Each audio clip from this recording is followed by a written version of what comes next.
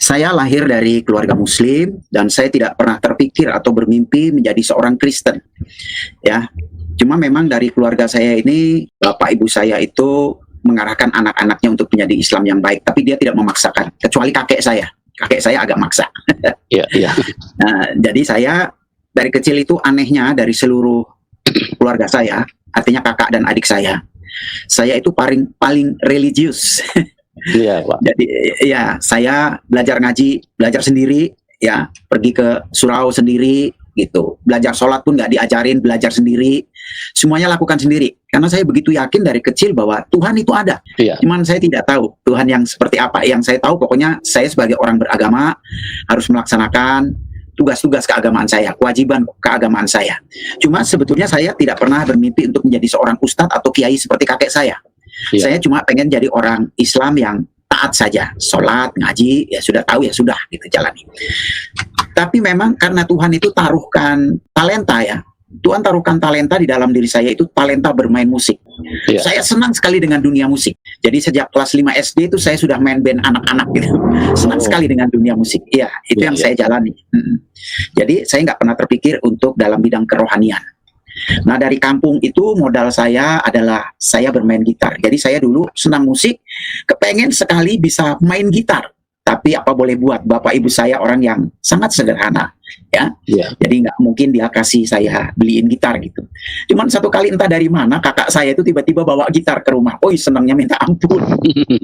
Sejak itu saya mulai belajar dari buku chord D, A, C, belajar sendiri. Iya. Senang sekali. Sampai tidur-tidur itu belajarnya. Hmm. Akhirnya saya bisa main gitar yang sangat baik dan bersih. Nah, pada tahun 68, setamat saya tamat SMP, Iya, iya. bapak saya pensiun, dia pegawai negeri. Lalu saya tidak bisa mengandalkan dia untuk meneruskan sekolah. Dan bapak saya juga bilang, kalau kamu mau sekolah sampai SMU, kalau sekarang SMU ya, dulu SMA, ya cari biaya sendiri aja. Lalu saya pun pergi dari kampung halaman, hijrah ke Jakarta, maksudnya kalau bisa sambil kerja dan sekolah, gitu, melanjutkan. Saya nggak mau cuma tamat SMP, saya maunya tamat SMU lah, minimal gitu. Iya. Malu rasanya kalau cuma SMP. Iya. Maka ketika saya hijrah ke Jakarta, saya tinggal di rumah kakak saya nomor 1, tapi kakak saya pun hidupnya pas-pasan, ya. Iya, iya. Tinggal di satu rumah yang kecil, dan di depan, di ruang tamunya itu ada jok mobil, saya tidurnya di situ. Waduh, kutu busuknya banyak sekali. Untuk makan pun saya tidak bisa nebeng sama dia. Maka Iya. mau tidak mau saya cari upaya untuk bisa makan. Apa yang saya lakukan? Saya menjadi tukang parkir liar. Jadi tukang parkir dibawahi sama preman-preman, harus nyetor gitu. Nah, saya sudah banyak melamar pekerjaan di kantor-kantor dengan modal ijazah SMP, tapi tahun itu sudah tidak berlaku ijazah SMP. Satu kali Gubernur Ali Sadikin membuka Taman Ismail Marzuki. Iya. Lalu di sana ada gambus, ada lenong, ada band, ada dangdutan, dirayakan dengan begitu rupa gratis. Maka saya pun nonton dan saya pikir ini kantor baru, boleh juga nih besok ngelamar. Besoknya ya saya bikin surat lamaran. Saya ngelamar dengan modal ijazah SMP. Iya. Wah, alhamdulillah 10 hari kemudian saya dipanggil, Wah, diwawancara. Wah, senang sekali. Iya. Lalu dia cuma tanya begini, Mas selama ini kerja di mana? Saya bilang saya nggak kerja tetap, saya selama ini kerja jadi tukang parkir jalanan di Salembas itu. Saya bilang, oh Iya. begitu. Kalau begitu Mas saya terima di sini sebagai pegawai. Jadi apa Pak? Jadi tukang parkir katanya. Jadi dari tukang parkir jalanan sekarang saya ada di bawah sebuah instansi. Oh. Saya harus masuk jam 8, pulang jam 2, ganti shift. Iya, Nah, iya. hasrat saya pengen sekolah itu tinggi. Lalu saya laporan sama bos parkir. Ya, saya ingat sekali bos parkir saya namanya Pak Lukman. Pak Lukman, tolong bantu saya. Kenapa katanya? Saya masih pengen sekolah. Terus gimana katanya? Ya, tolong jangan dikasih shift malam. Shift pagi saja sampai jam 2, nanti saya mau sekolah sore. Wah, Ya, ya. Pak Lukman baik. Saya dapat izin. Sejak itu saya mulai sekolah. Tapi gaji yang saya terima itu sangat pas-pasan. Saya manage sedemikian rupa Iya, supaya saya bisa sekolah.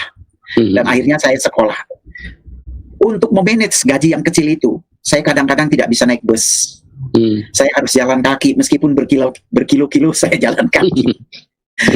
Di setiap hari sekolah ya sampai tamat SMU itu saya jalan kaki dari rumah ke Taman Ismail Marzuki. Rumah saya di Rawasari loh, saya tempat tidurnya cukup jauh. Lumayan jauh. Iya, Rawasari ke Cikini, dari Cikini saya jalan kaki lagi, dan sekolahan saya itu ada di Salemba. Iya. Ya, yaitu yang sekarang jadi kamar mayat Singkarulus. Oh iya. Ya puji Bisa Tuhannya. 5 kiloan ya Pak ya? Iya, setiap hari jalan kaki. Aduh, ya saya harus lakukan lah perjuangan. Akibatnya memang jantung saya sehat karena banyak olahraga terpaksa.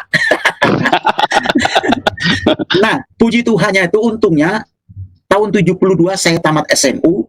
Iya. Sekolahan saya dibeli sama Singkarulus dan dijadikan kamar mayat. Oh. Gitu.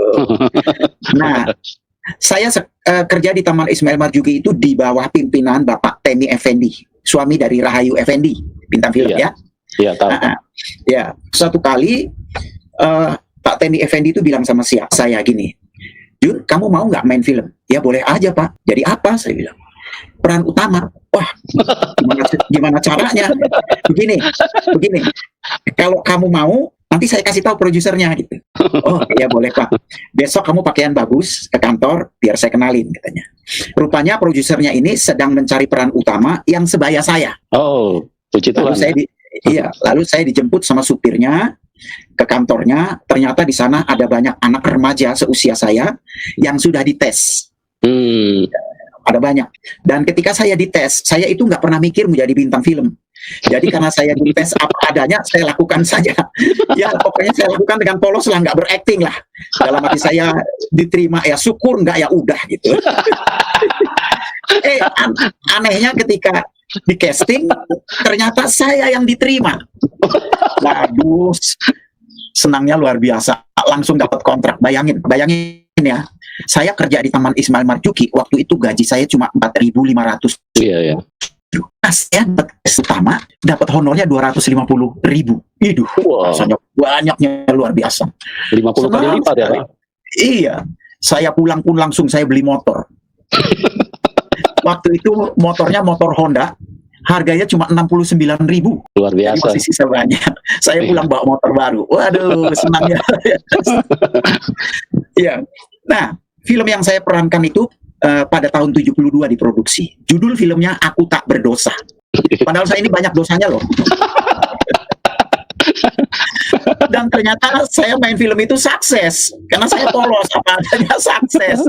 Sejak itu nama saya tercatat di Parvi sebagai salah satu bintang film. Iya. Mulailah saya diajak untuk main film, dari film ke film, dari film ke film cukup banyak. Dan tahun 77 itu saya betul-betul sukses baik di bidang film maupun di musik. Iya. Tahun 77 saya main film Ali Topan Anak Jalanan. Itu sukses lah seperti yang tadi katakan ya. Tahun 77 saya kerja sama Chrisye, bikin album pertama judulnya Sabda Alam. Lagu yang booming ada 2 lagu di sana, Sabda Alam dan Juwita. Ya, Chrisye naik daun, nama saya mulai dikenal di dunia musik. Tahun 77 saya kerjasama sama Guru Soekarno Putra. Saya bikin musik, Guru bikin tarian, bikin Suara Mahardika, dan itu pun sukses. Tahun 77 saya ikut lomba cipta lagu remaja sejabotabek dan saya juara 1. Luar biasa. Memang itu cita-cita saya. Ya dulu saya suka ngawur. Saya waktu masih sekolah SMU itu banyak kakak-kakak saya yang cuma SMP doang, nggak nerusin. Mereka heran lihat saya kok nekat amat berjuang hidup susah pakai sekolah segala macam. Lalu mereka sudah tanya, apa sih cita-cita lu? Saya bilang, gua pengen jadi orang kaya dan terkenal, itu aja. Entah itu pernyataan stres, entah itu apa, saya nggak tahu. Tapi mungkin karena saya bosen miskin, susah terus. Saya cita-cita seperti itu. Lalu kakak saya bilang, emang bisa jadi orang kaya? Iya, siapa tahu ada kesempatan. Entah ada kesempatannya lunduk kesempatan apa, yang penting gue jadi orang kaya. Itu cita-cita saya. Dan tahun 77 itu, karena saya sukses dan terkenal, saya betul-betul jadi orang kaya. Masih muda, lajang, namanya terkenal, uangnya banyak, makan di Jakarta, berak di Hong Kong. Nggak pernah lagi cari cewek, tapi dicari cewek. Itulah yang terjadi dalam hidup saya. Singkat kata, setelah saya punya modal, tahun 78 saya menikah. Saya menikah. Nah, ternyata dari pacar-pacar saya itu ada satu perempuan yang saya nggak tahu kenapa susah sekali diputusin. Karena saya kan jadi orang terkenal, uang banyak, ceweknya banyak. Diganti 3 bulan selesai, 2 bulan selesai, 3 bulan selesai. Yang ini susah banget, saya juga nggak tahu kenapa gitu. ternyata dia Jadi istri. jadi istri dan dia beragama Kristen. Oh, luar biasa, puji Tuhan. Lalu saya punya tekad, nggak apa-apa Kristen juga, ntar gua Islamin dia. Gitu. Lalu kami menikah, membina rumah tangga. Ya, dikaruniai 2 anak. Nah, disitulah kami sering kali ribut masalah agama. Iya. Dan saya yang sering kali bikin masalah. Saya bilang sama dia, Tuhan lo tuh kok ada 3 sih, ada bapaknya, ada anaknya. Roh Kudus itu apa, tantenya, apa omnya gitu. Dia kalau saya tanya seperti itu, dia marah, nggak bisa jawab. Saya bilang, gua serius, gua tanya, lo aneh sih Tuhannya kayak gitu. Udah gitu, Tuhannya manusia dijadiin Tuhan. Mati pakai kolor. Apaan Tuhan kayak gitu? Begitu saya.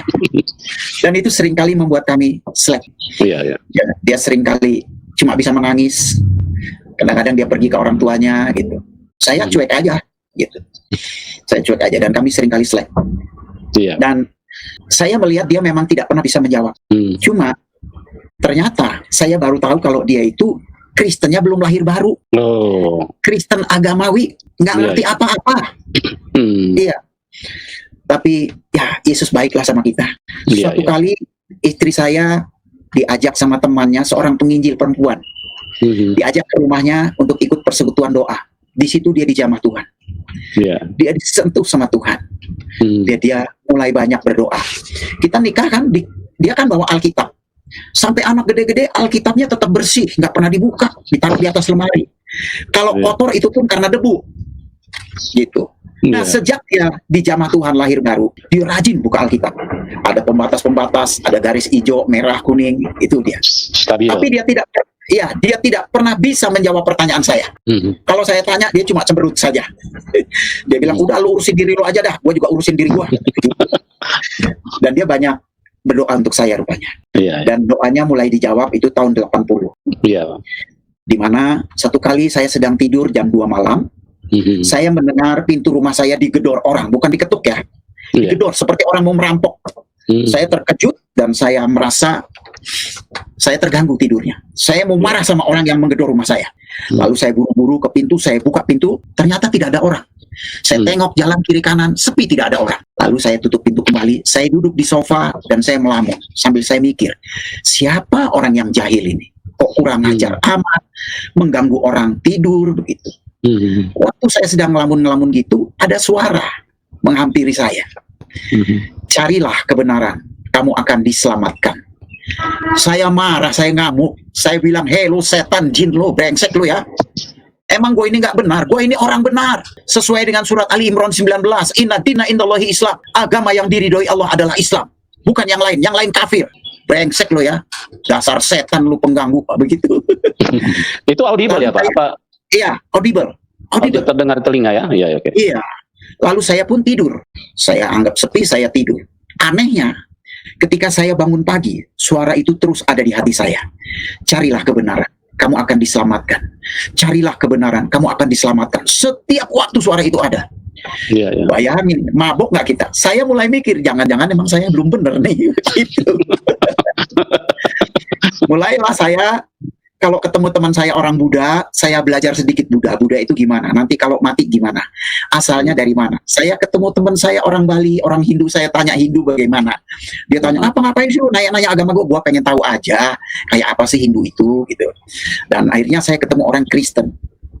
Orang Kristen itu cuma bilang begini, udahlah nggak usah dipersoalkan agama katanya. Kalau lu mau tahu agama gua, lu buka aja Alkitab. Saya bilang, najis buka Alkitab. Nabi-nabi kita sama lu. Lu kan percaya ada Nabi Musa? Saya bilang, iya. Di gua juga ada Nabi Musa. Lu percaya sama Yusuf? Iya. Di gua juga ada Yusuf. Lu percaya sama Daud? Iya, saya bilang. Di gua juga ada Daud. Lu buka aja Alkitab. Lu belajar dari sana, baca aja sendiri. Penasaran saya. Lalu saya mulai minta Alkitab. Alkitab istri saya mulai saya buka. Perjanjian Lama. Yang terbuka pertama adalah kisah Yusuf dari Kejadian pasal 39. Saya pelajari Yusuf, saya baca terus sampai habis, dari lahirnya sampai meninggalnya. Apa yang terjadi? Selesai saya baca kok saya menangis. Saya bilang, wih, kitab ini hebat sekali ya. Belum pernah saya baca kitab nangis. Tapi ini kitab saya baca kok nangis, ada apanya? Saya mulai pelajari Daud, saya pelajari yang lain yang saya pelajari. Dan akhirnya saya pelajari Yesus. Mulai dari Injil, saya buka mulai dari Matius. Ketika saya pelajari, saya bingung baca Injil ini. Kenapa ya? Kok kata orang Kristen Yesus ini Tuhan? Tapi kok dia berdoa? Masa ada Tuhan berdoa? Terus Tuhan ini doa sama Tuhan mana lagi ini Tuhan ini? Terus saya belajar. Katanya Yesus Tuhan. Kok sebelum mati dia berkata, Eli, Eli lama sabachthani. Allahku, Allahku, mengapa engkau tinggalkan aku? Lah, dia sendiri kan Allah. Masa ada Allah ninggalin dia lagi? Allah yang mana? Begitu. Tetapi meskipun di hati saya ada banyak pertanyaan, saya terpesona dengan perjanjian lama, kisah nabi-nabinya. Kalau saya bandingkan dengan kitab saya, kisah nabi-nabinya di Alkitab jauh lebih lengkap. Jauh lebih lengkap. Nah, saya seringkali bertanya sama pendeta, ya, saya tanya, tapi banyak pertanyaan yang saya ajukan itu tidak memuaskan hati saya. Ya. Lalu satu kali saya bilang sama istri saya, ada nggak orang Islam yang sungguh-sungguh masuk Kristen? Dia bilang ada. Di mana dia? Tuh tinggal di Kayu Manis 8, kebetulan dekat rumah saya. Siapa dia? Hamran Amri. Wah, datanglah saya berkunjung, ngobrol lah, kenalan. Dia mulai ngomong, oh dia semangat sekali karena saya masih Islam, dia semangat sekali menginjil. Tapi saya sama sekali nggak ngerti apa yang dia omongin, bingung. Lalu saya coba-coba nyari gereja. Hari Minggu saya cari gereja. Dan itu tanpa sepengetahuan istri saya. Istri saya sama sekali tidak tahu. Saya nyari gereja, pokoknya saya pikir kalau ada gedung, ada salibnya, ini pasti gereja. Lalu saya masuk gereja HKBP. Saya bingung, mereka ngomong Batak, nyanyi lagu Batak, khotbah Batak. Aduh, nggak ngerti. Saya bilang ini gereja Batak ini rupanya. Lalu akhirnya saya masuk gereja Jawa. Ya. Saya masuk gereja Jawa. Untungnya waktu itu masuk yang jam 9. Jadi rupanya gereja Jawa itu kalau jam 6 pagi dia bahasa Jawa, kalau jam 9 bahasa Indonesia. Jadi saya masuk jam 9. Jadi saya agak ngerti-ngerti dikit. Cuman saya bingung, saya lihatin aja. Suruh berdiri, saya tetap duduk ya duduk. Orang berdoa tunduk kepala, saya melotot aja lihatin. Tidak terjadi apa-apa. Ya. Besoknya, minggu depannya saya penasaran. Dan saya tetap menjalani sholat loh. Jumatan saya tetap Jumat. Dan minggu depannya saya masuk lagi, saya pengen tahu, juga tidak terjadi apa-apa, biasa-biasa saja. Ketiga saya masuk lagi, saya mulai mikir, orang Kristen ini enak ya, pakai baju macam-macam, masuk ada yang pakai sendal, ada yang pakai sepatu, jangan-jangan ada yang nggak mandi juga nih masuk gereja. Iya. Dan saya pernah ngalamin juga, lagi enak-enak ke gereja, duduk bau kentut. Siapa yang kentut ini? Oh enak banget. Kalau zaman saya dulu nggak bisa. Sedang sholat kentut, batal, nggak bisa. Ini kok enak banget, ini orang Kristen ini begini. Sembarang amat, begitu ya. Nah, yang kelima kali saya masuk, saya mulai merasakan ada rasa damai. Tenang di hati saya, ini apa ya gitu ya. Lalu saya perhatikan, ya orang Kristen ini kok enak ya. Kemarin saya masuk gereja Batak, salah dia ngomong Batak. Lalu doanya pakai bahasa Batak, khotbahnya bahasa Batak. Ini orang gereja Jawa. Kalau pagi bahasa Jawa, saya pikir Indonesia, sekarang bahasa Jawa. Gua nggak ngerti juga, nih bingung. Ya, kok orang Kristen ini enak dalam bahasa, juga dalam menghadap. Ya, gereja kalau kita lihat ada yang ke arah barat, ada yang ke timur, ada yang ke utara, ke selatan. Kalau masjid nggak bisa, dia harus menghadap ke kiblat, ke Mekah. Itu yang saya perhatikan. Ya, nah, lalu saya lewat Alkitab itu saya mulai tertarik. Cuma saya takut kehilangan keluarga saya. Karena saya tahu kalau saya jadi orang Kristen pasti bapak saya tidak suka, kakek saya tidak suka, ibu saya tidak suka, kakak adik saya pasti tidak suka. Saya tahu itu pasti saya akan dibilang kafir, murtad, segala macam. Itu yang membuat saya takut. Akhirnya saya ambil keputusan, ya sholat kadang-kadang, ke gereja ya kalau mau aja, nggak jelas lah. Cuman hati saya percaya sungguh bahwa Tuhan itu ada. Nah, dan ketika satu kali saya harus menyelesaikan 3 lagu di studio Roxy, saya datang ke Roxy di Jalan Cideng Barat itu, saya bawa mobil, dan di mobil itu saya bertanya, Yesus, engkau itu Tuhan apa bukan? Kalau engkau memang benar-benar Tuhan, yakinkan saya. Saya tidak tahu apa yang terjadi. Pada waktu itu saya menangis. Menangis gimana ya, terseduh-seduh, luar biasa. Sama dengan waktu saya kehilangan ibu saya sangat menangis karena saya sangat sayang dengan dia.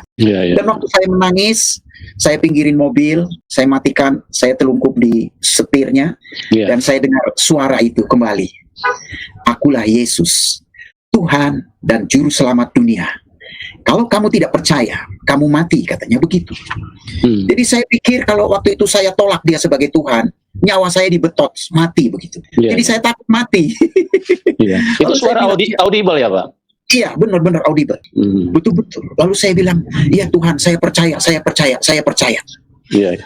Dan apa yang terjadi? Aduh, hidup itu rasanya indah, indah luar biasa. Kalau boleh saya gambarkan, begini gambarannya. Saya seperti ditimpa batu yang besarnya sebesar gedung besar. Bayangin kalau kita ditimpa batu sebesar itu, bisa bergerak nggak? Nggak bisa. Nggak bisa. Iya, tiba-tiba batu itu seperti terangkat dan saya merasakan kelegaan yang luar biasa. Senang, sukacita. Waduh, nangis, sukacita. Untung saya sudah sering ke gereja. Jadi saya cuma bisa bilang, haleluya, haleluya, puji Tuhan, Yesus, haleluya, puji Tuhan. Itu aja yang saya bisa katakan. Dan akhirnya saya masuk, selesai sudah itu saya masuk ke studio rekaman. Di studio rekaman itu pemain musiknya banyak orang Islam, teman-teman saya. Termasuk Dedi Dores, juga produsernya.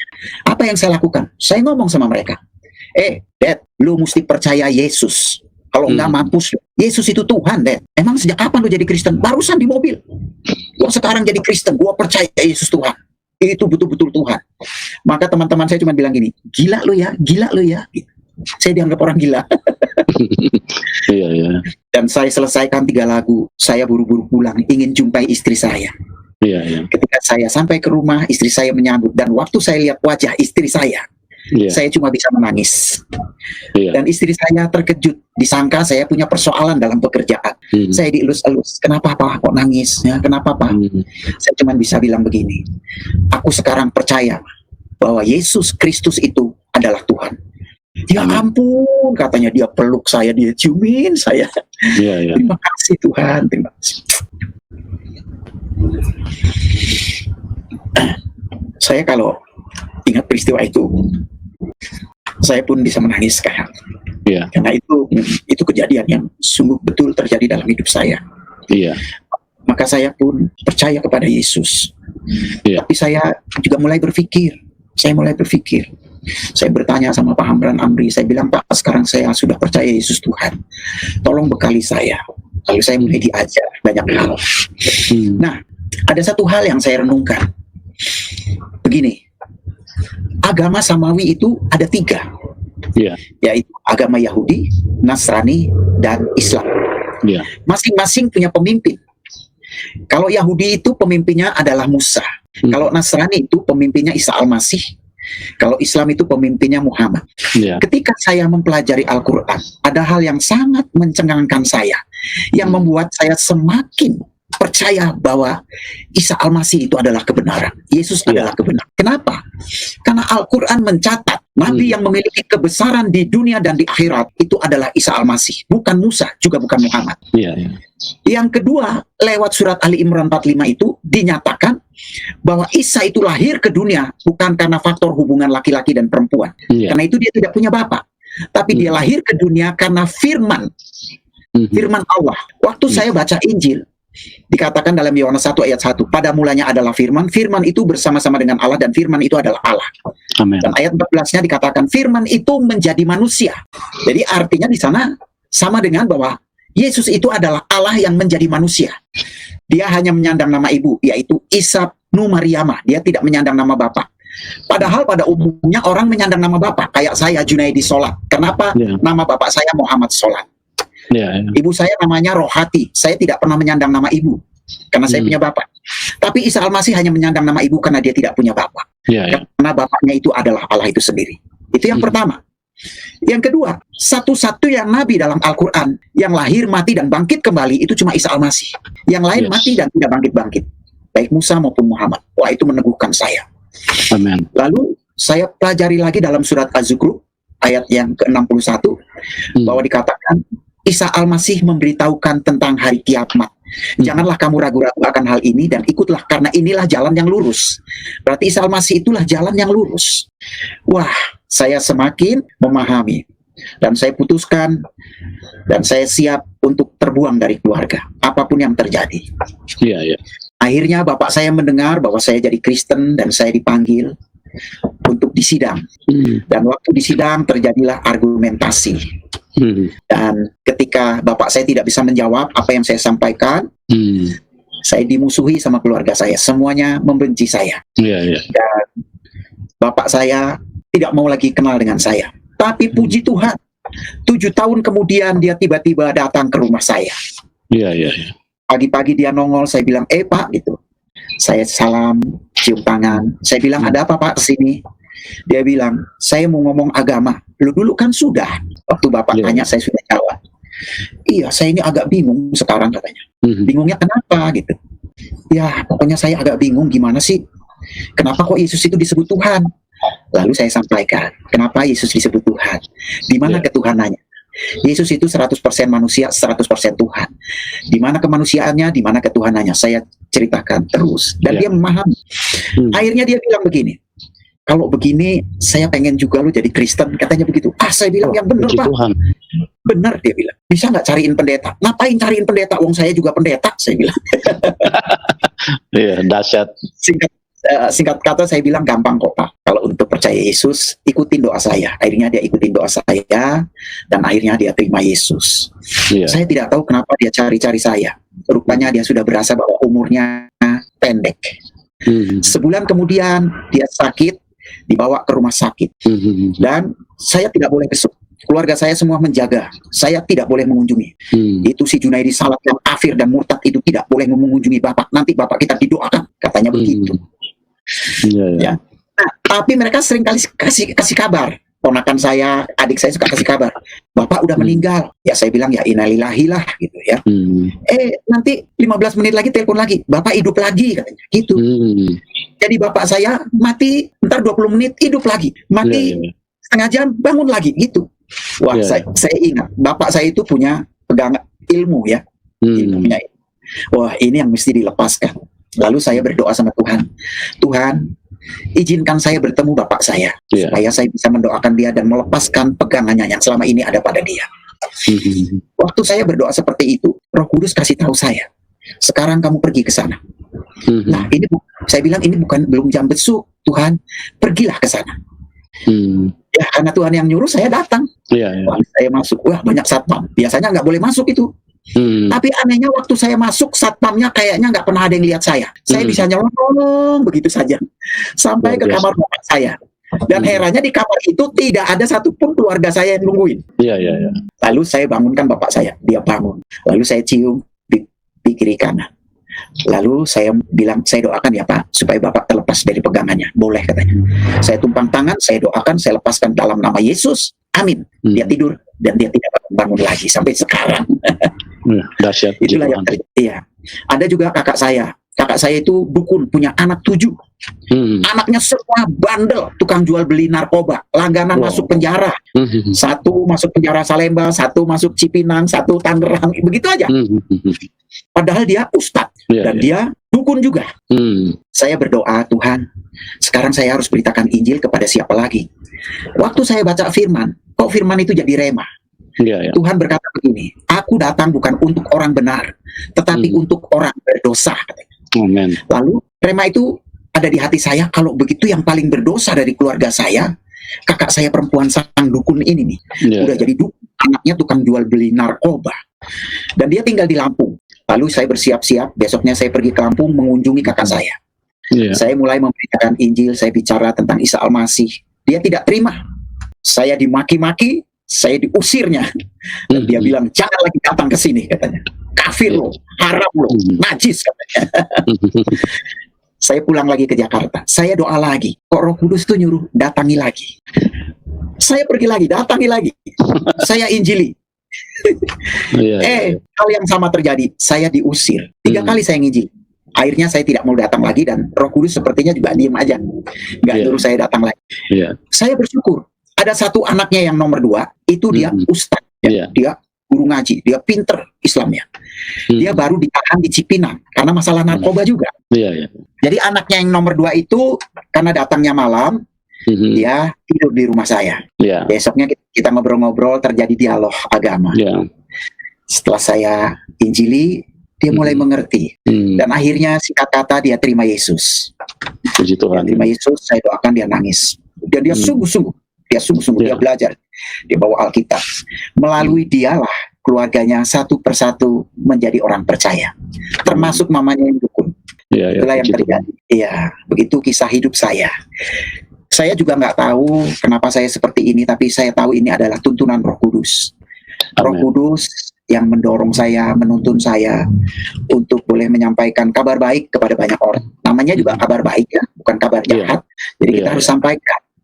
Ternyata ya Isa Al-Masih baik di dalam Al-Quran itu tercatat sebagai orang yang berbeda dengan nabi yang lain.